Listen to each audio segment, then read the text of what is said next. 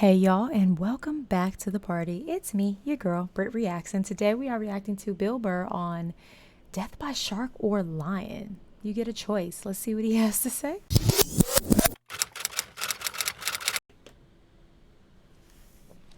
Hey His there, face. Billy the freckled butthole Burr. I have a question for you. I listened to your segment on sharks the other day and wanted to know if you had to choose, gun to your head, being eaten by a shark in the open ocean? Oh my God. Or be eaten by a lion in the bush? Ah, dude, that's the easiest question ever. I'm sorry, I just can't ever get past how these people address him. What did he just call that man? I know my answer to this for sure.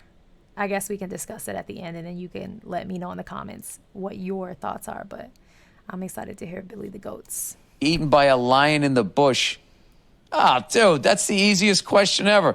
He goes, I know either way you're going to get eaten. However, my thinking is that it would be better to get mauled by a lion than a shark. At least with the lion, you don't have to fight drowning as well. I would like to know what your opinion is on this very important topic. Love to stand up in the podcast. Well, thank you. Keep well and go fuck yourself. A South African fan. Shout out to South Africa. A lion all day long.